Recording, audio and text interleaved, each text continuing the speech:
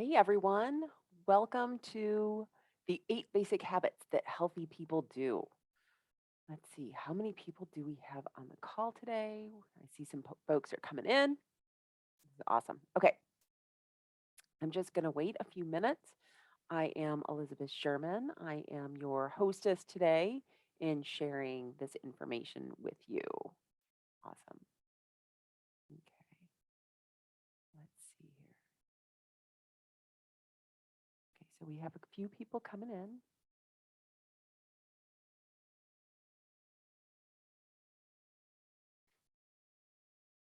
And you know what? I think I'm just going to go ahead and get started. So let me go ahead and share my screen.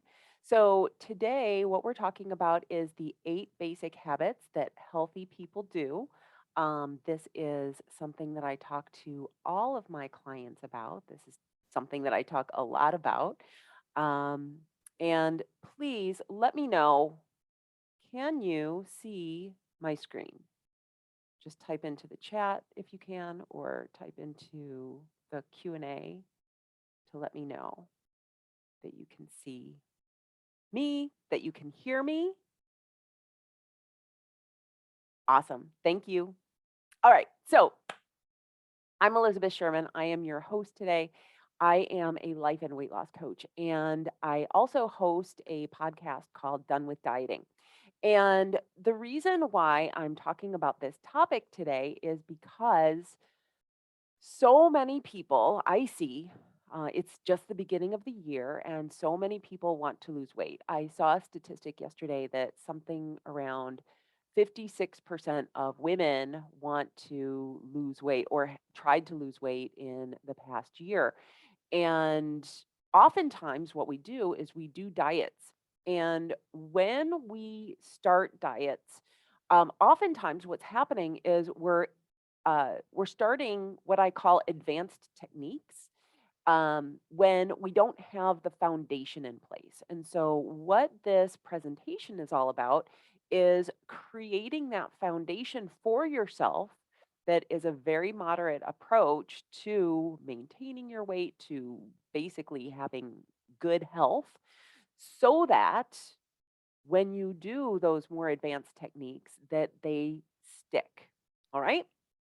So, let's see. All right. This session is for you if you are done with dieting, if you just want to feel good. Okay. So I'm not talking about anything that's crazy here. Just, I want to feel good in my jeans. I want to feel good in my clothes. I want to feel good when I wake up in the morning. I don't want to feel sluggish. I don't want to feel just, I don't want to feel anxiety. And all of those things we can actually get out of these techniques that I'm going to be sharing with you today. And then the last one, you're confused of what to do. So ha- I have to apologize for my future or for my other health and fitness professionals that they have made it so freaking confusing for us as people, telling us, oh, you need to do this or you need to do that. And the truth is that we really don't need to make health confusing. It's really pretty basic. And I'm going to share that with you today. So if you're confused, like, should I be eating carbs? Should I not be eating carbs? Should I be eating fat? Should I not be eating fat? Should I be staying away from meat? Like all of those things that my clients come to me about, what we just want to do is figure out what's right for you. And how we do that is just by paying attention to how food makes you feel. Okay. And I can talk about that a little bit more. So, again, today's presentation is not going to be just same old boring, but it's going to be unique in that I'm not presenting anything that's overly complicated. I'm going to share with you actionable techniques that you can actually use after you get off the session today. And what I love about this approach is also that you can start where you are, whether you're already an exerciser or whether you're not, whether you love fruits and vegetables or maybe you don't. You can use any of these techniques in order to improve your health. And so I think that the big myth that so many of us have is that the secret to losing weight and feeling better is outside of ourselves. It's in a diet or it's in an exercise program. And what I want to suggest is that the truth is that when you pay attention to your inner wisdom, when you pay attention to how food makes you feel, how exercise makes you feel, not when you're doing it, but afterwards, then you're on the right track to doing what's right for you and your body. And so by doing these 8 basic habits that I'm talking about today, you will be healthier than most people that you know. Okay? So that's what I'm going to convince you of today. And so, if you stay until the end, I have a few resources for you. Specifically, I have a really great checklist that just goes through everything that you can then start to notice. Okay, where am I in this process? And what I'm going to suggest is that you don't have to go from where you are now to perfect, right? Because that's just going to be way too uncomfortable. But start with awareness. How many fruits and vegetables am I eating right now? So that you can then improve on that. So, as I mentioned before, health advice is really confusing these days. We have people who are telling us that you need to do high intensity interval training. There are people who are telling us that we need to just get rid of all animal products out of our diet. There are other people, like the keto folks, who are saying, no, you should eat all meat and protein and not have many carbs in your diet. And so, like, which one is the truth? And I think that the answer is that it's every one of us is highly individual. And so being able to look through the information that we have through through the news outlets and the media and what we see online is really being able to take some of the information that is out there and figure out what's applicable to me. And so health advice seems to change all the time, right?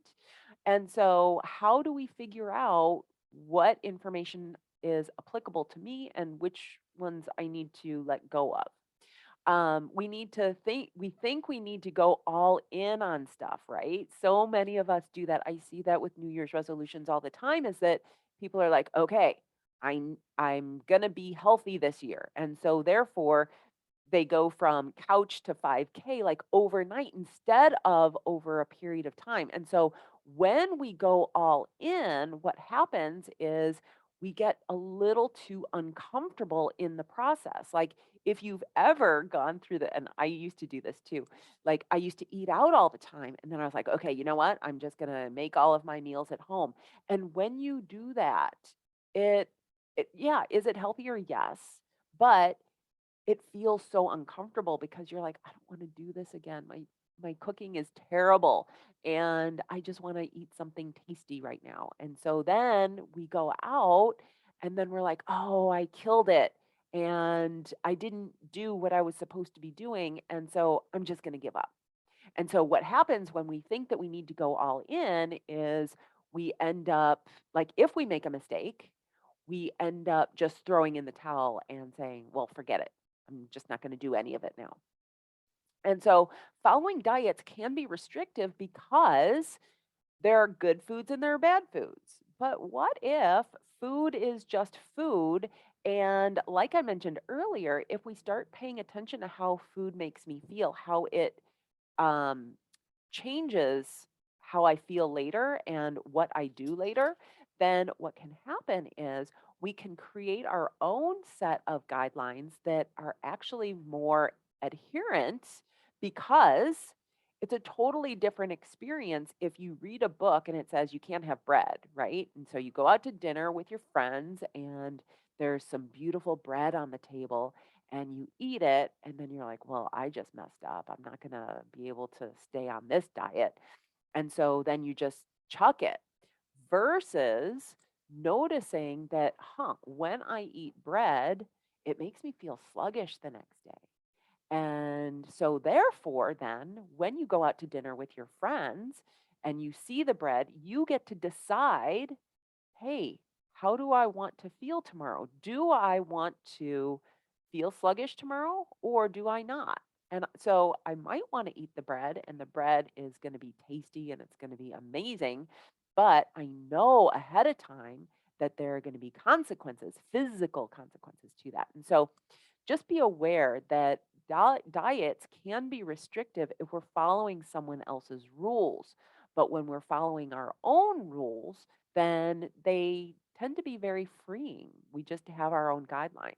And so, as I mentioned before, health is not a one size fits all approach. And so, any one set of rules that you read about in the newspaper or online, be aware, take that with a grain of salt. It may work for much of the population, but it might not be right for you. And so you can try it. And when you try that new health technique, just be aware that it might not be right for your body. And that's 100% okay, because everyone's body is completely different. You just get to figure out what's right for you. And so you can actually be healthier without all of the discomfort, meaning that you completely uproot your habits to do something that someone else is telling you that you should do.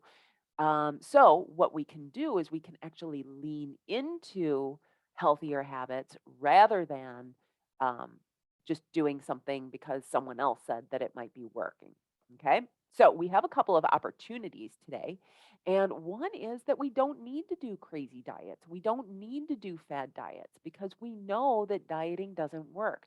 There's actually a statistic that says that, first of all, 80% of people who actually get to their goal weight will regain the weight within a year. And then 97% of those people who lose weight and get to their goal will regain it within 3 to 5 years. So, dieting, following a fad diet, isn't necessarily an effective way of getting to your goal. Health and weight loss can be simple. It's not easy, but it can be simple. And as I mentioned before, we can lean into better health, and you can totally do this. This is 100% doable. Okay. So I am Elizabeth Sherman. Let me introduce myself. I am a life and weight loss coach. And, you can look at me and think, oh, she's always looked like that. She's always been lean. But the truth is that I haven't.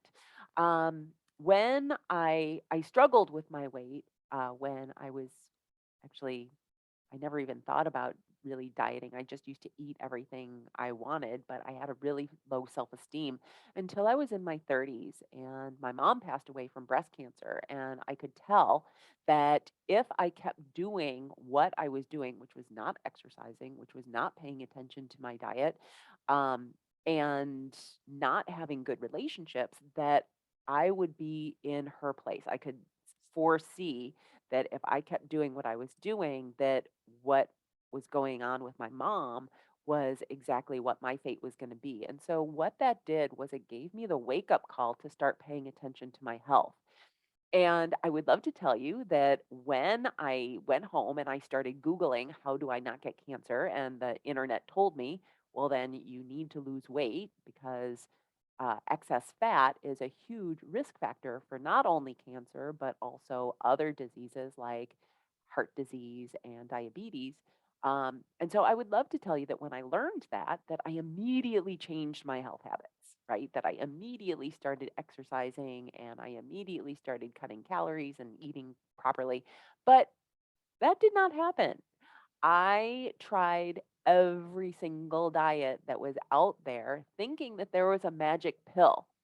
And it wasn't until one day that I had a real heart to heart with myself that I was like, look, Elizabeth, you need to figure this out. I was over exercising. I had lost all of my weight through dieting, through doing all of uh, these schemes, and then through taking lots of supplements and over exercising. And I could tell that this wasn't how I wanted to live my life. I was running for an hour a day, and then I was going back to the gym to strength train. I was severely cutting calories. And then at the end of the week, I couldn't handle it anymore. And so I would dive headfirst into the ice cream and the chocolate and all of that great stuff. And then I would wake up the next morning and just feel terrible. And so it was at that point I realized, okay, Elizabeth, you need to figure this out. You need to either accept your body as it is or figure out how to give your body what it needs so that you're living this effortless life. Because this, what you're doing right now, this is not going to work until we get to age 75. I didn't want to be someone at age 75 who was still logging her food, who was still counting her calories in and counting her calories out. I didn't want to be weighing myself and then beating myself up over the number that's on the scale. And so, I know that many of my clients do this also. And so I'm wondering, is this something that you relate to? Are the things that I used to do, are those things that you do? Go ahead and type them into the chat if you would. I would love to hear that.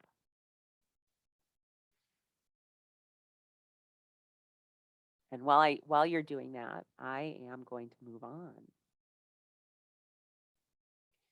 So, as I mentioned before, you can be healthier than most people that you know. And so I want to present to you the 8 basic habits. So, the first one is eat something green daily. All right? We all know this. We all know that we're supposed to be eating vegetables on a regular basis. And so, yeah, the what I love about eating vegetables is that one, it fills you up. So when we talk about eating, so many of us will eat because we're hungry, right? And so there are 3 things that tell our body that we are satisfied. And I don't know if you've ever done this, if you've ever had like a lovely salad that is doesn't have any dressing on it and has maybe some shrimp on it and it's got a squirt of lemon and it's absolutely lovely, but you eat it and then you're like, okay, what's next? Right?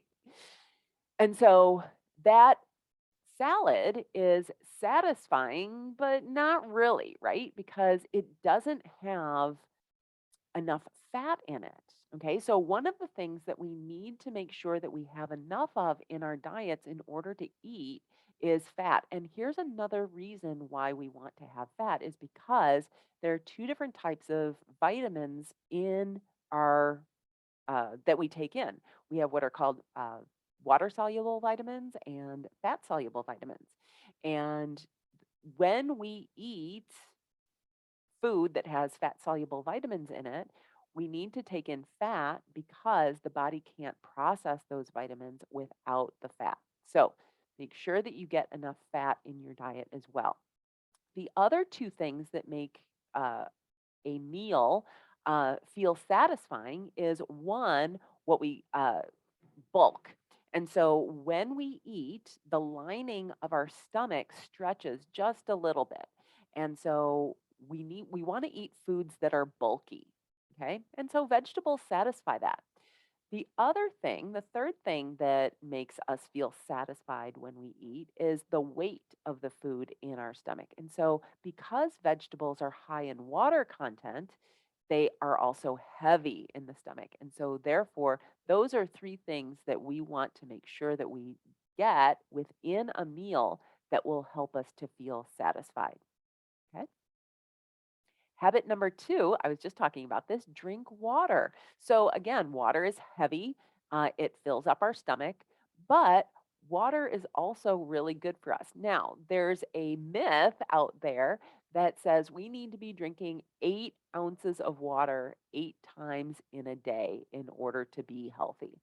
The truth is that the guidelines for how much water you take in is completely based on your size. it doesn't make sense that a 250-pound man should be drinking the same amount of water as a 100-pound woman, right? And so another guideline that you could use is take your weight and divide it in half, and then that's the number of ounces. So for that 250-pound man, he would be drinking roughly 125 ounces of water, whereas the 100-pound woman would be drinking somewhere around 50. But the real true measure of whether you're drinking enough water has to do with your urine color. And so if it's a pale color at the end of the day, you know that you've been drinking enough water because lots of foods also have water in them. Okay. So just beware of that. I love that. All right. All right. Habit number 3 is eat protein with each meal.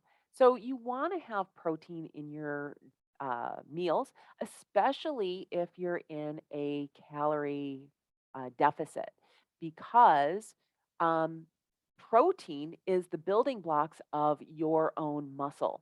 And muscle tends to be a little bit more expensive metabolically for the body to maintain. And so when you're in a reduced calorie load, the body would love to get rid of the expensive material, which is your muscle. So just make sure that you're eating enough protein with your diet. And protein will also help to eliminate cravings, and it will also help you to feel fuller for longer periods of time. Okay. Habit number 4 is move daily. Now, this does not mean that you have to wreck yourself in the gym, okay? This is just about movement.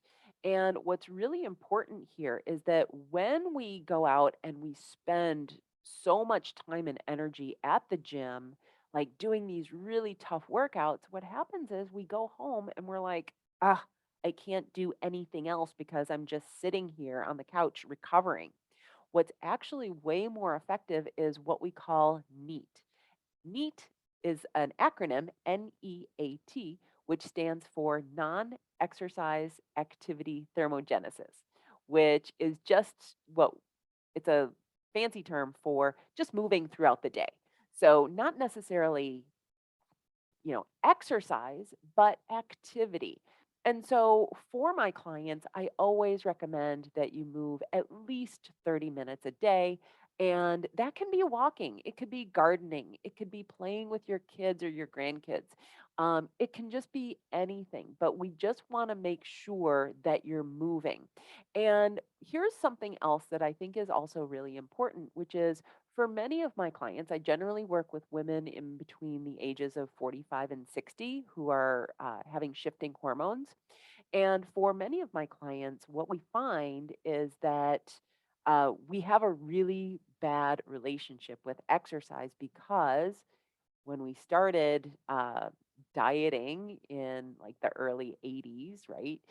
When we read Cosmopolitan and Glamour magazine and 17, they were always like, oh, you need to exercise in order to burn off those calories that you ate, right? We had this yin and yang relationship between eating and exercise. And when we can look at exercise as a way of managing our stress, not managing our weight, then what happens is we have a completely different relationship with exercise. And I remember when I was in my journey and someone told me, no, you need to decouple exercise from the calories out part of calories in versus calories out equation. And I think my head exploded. I was like, what do you mean? How is that even possible? And so today, what we do is we just look at how does exercise make you feel? How does moving on a regular basis make you feel? And what we really want to do is we want it to be a way that you manage your stress, that you take care of yourself. Okay, so that's habit number 4, move daily. Habit number 5 is get enough sleep. Now, here's what's kind of crazy is that when we think about losing weight, when we think about maintaining our health, we always gravitate towards the eating and the exercise, right? And what I want to suggest is that there's way more to it. So, yes, eating is important, 100%. And of course, moving is important, 100%. But again, not for the reason that we think, which is killing calories, but rather self care and just moving your body. But the third thing that is really important is getting enough sleep. We know that sleep isn't something that we kind of can do, but we know that when we sleep that our body's hormones are reset, that our body's cells then regenerate and heal, and then can also process energy way more easily. And here's a really interesting statistic that is, when we don't get enough sleep or when we don't get proper sleep, our cells actually don't process energy correctly. And you may notice that on nights that you get really poor sleep, that you find yourself like looking for something snacky around 3 o'clock. And that's because your body is like trying to get its energy, it's feeling sluggish, and your brain knows that the easiest way to get energy at that point is obviously to eat, and to eat something carby or sugary or something like that. So just be aware that if you find yourself like in the kitchen at about 3 o'clock in the afternoon looking for something to eat, it could be just notice like, did I sleep well last night? And if you didn't, then you can just say, oh, okay, I get what's happening right here, and then make a better choice. Okay. So, habit number 6 is manage your stress. Now, I know that this is a little bit, what's the word, elusive in terms of, how do I do that? Most of the time, what we talk about is when we're managing our stress, a lot of the advice that we get in terms of managing our stress is, oh, go get a manicure, go get a massage. But I don't think that managing your stress actually has to cost a lot of time and money. And what's so interesting about that is that oftentimes we're stressed when we don't have a lot of time or money, right? And so when I think about managing my stress, I think about self care. I think about taking care of the future version of myself, but also how we think about our problems. So we know that our stress is actually caused in our brains. We know that two people can experience the same exact event and have completely different stress responses about it. And so if we can think about our problems differently than we are, then what can happen is we can actually manage our stress better. Okay, and if you're interested in learning more about that, I can direct you to a couple podcast episodes that I have about it. Habit number 7 is eat just enough, but not too much. Okay, so this goes back to when I was talking at the very beginning about satisfaction. So making sure that the foods that you're eating just enough of them, but you're not overeating. And this is actually a skill. I It took me probably 18 months to learn how to eat just enough and not too much. But if you can master this one skill, you can master your weight, because the food that you are eating will tell you when it's enough. It's actually really kind of fascinating. And so when you start to exercise more, you'll get hungrier. And when you stop exercising more, like I had to learn this when I had an injury, I was really worried that I was going to gain a bunch of weight. And when I started paying attention to my hunger signals, when I started paying attention to how the food made me feel, then I realized that, oh, I'm eating less. And so just be aware that this habit is just fantastic, but it is something that it can take a while, especially if you're someone who is used to overeating. All right.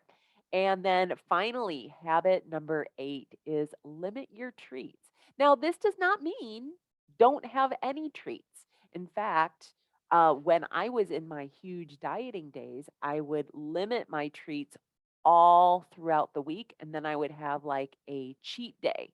And that just did not serve me at all because what happened is I would binge, right, on all of this food that made me feel bad. And then I was like, well, I guess I can't have that for another week.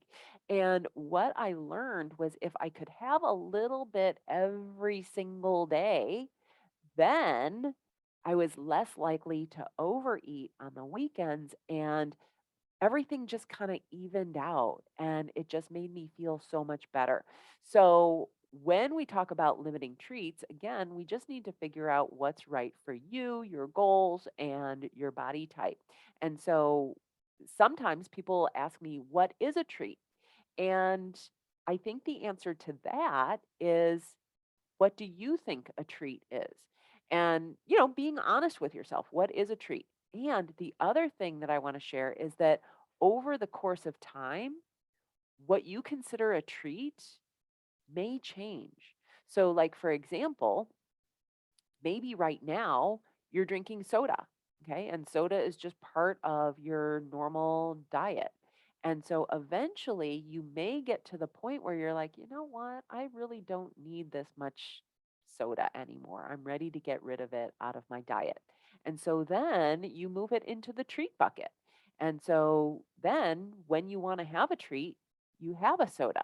So over the course of time, you'll notice that your diet will gravitate towards something a little bit more healthy. So start where you are right now and then move towards that healthier lifestyle that you want.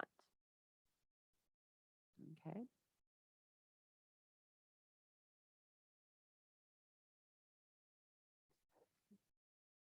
So, yeah, so many of my clients come to me, and just by implementing these tiny little habits, these tiny little tweaks in their diet, because most of my clients come to me and they're like, they're they're doing pretty well. It's just a matter of like tweaking a few things.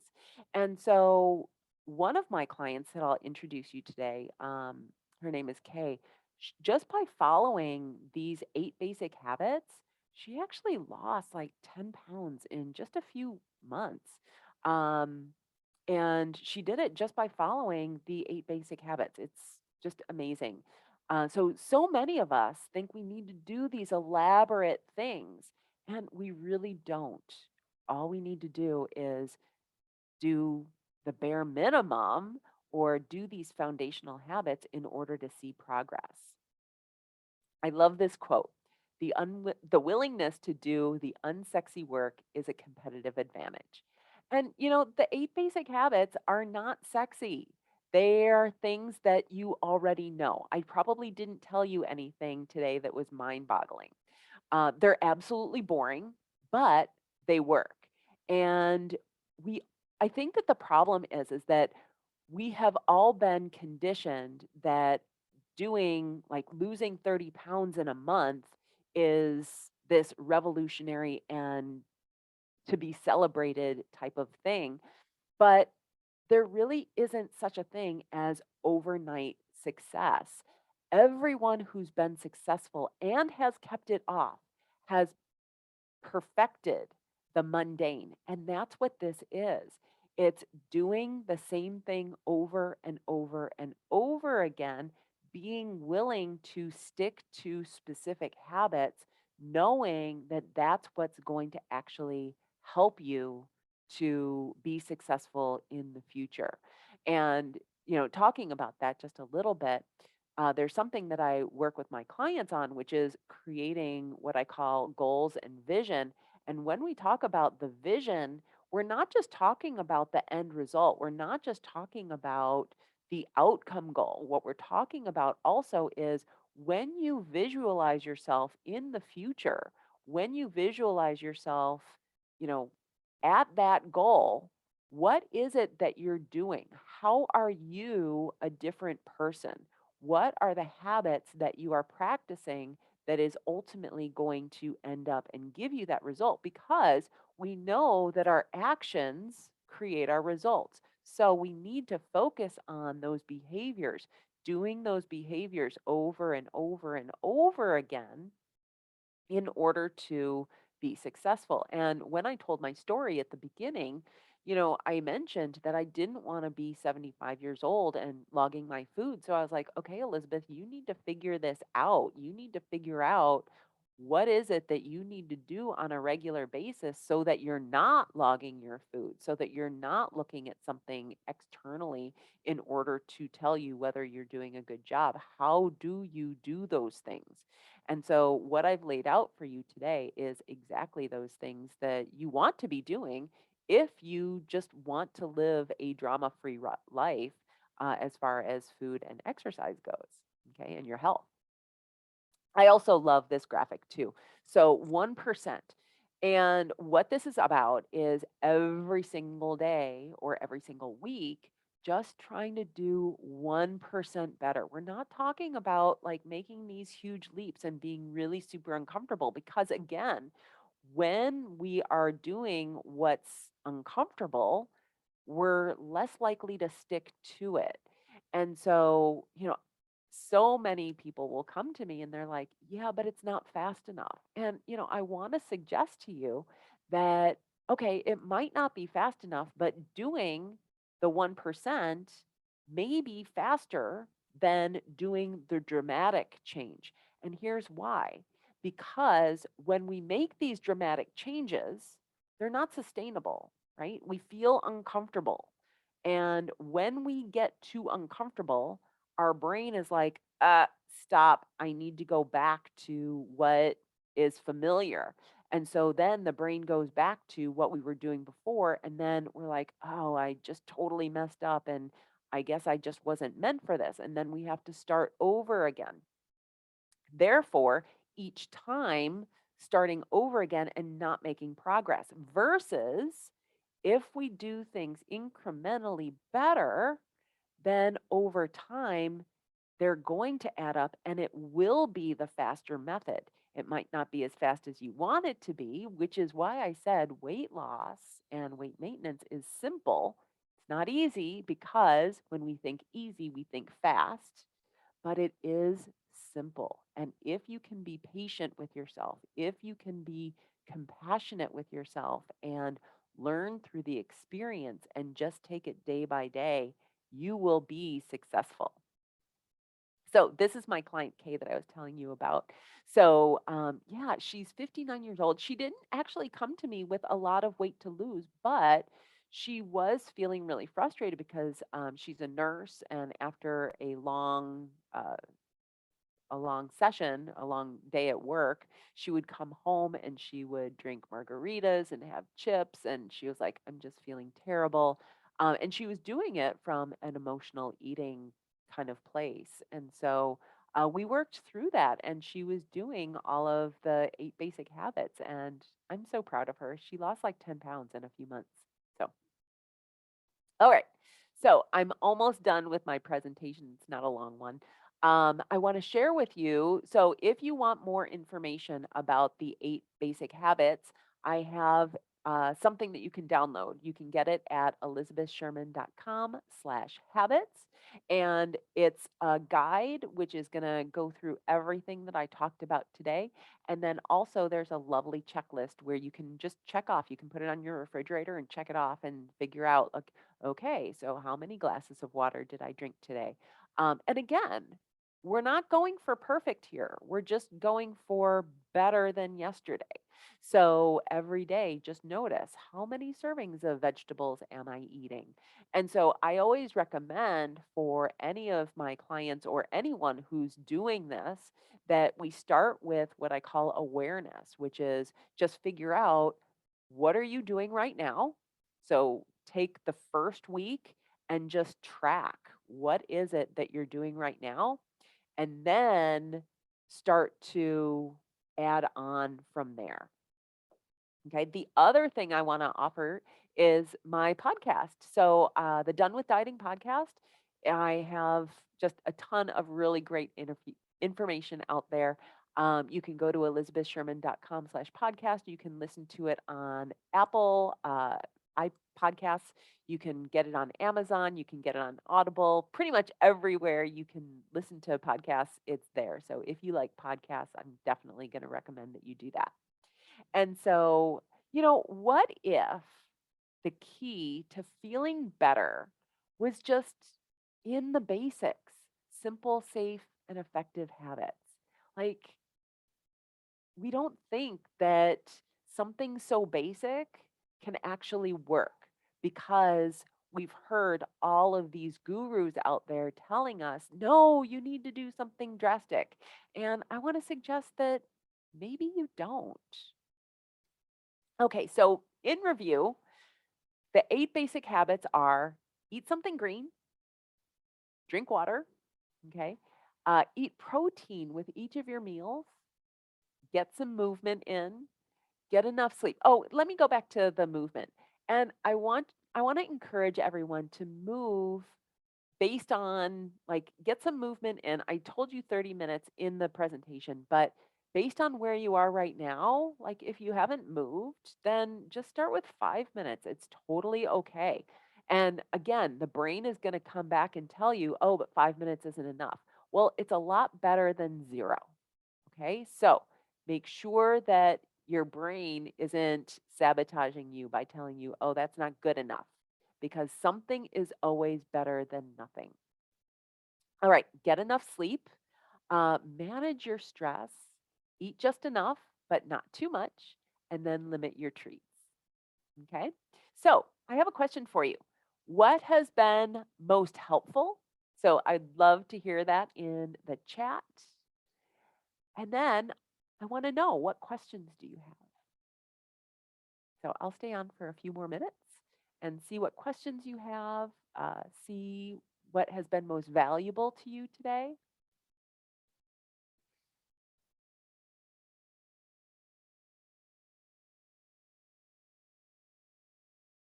And then finally, I'm just going to share the elizabethsherman.com/habits with you again.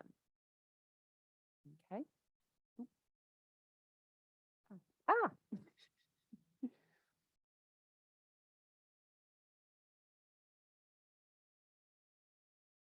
does anyone have any questions? Awesome. Thanks, Renee. Simple is helpful.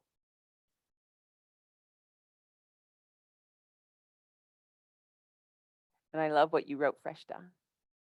It is totally doable. It is.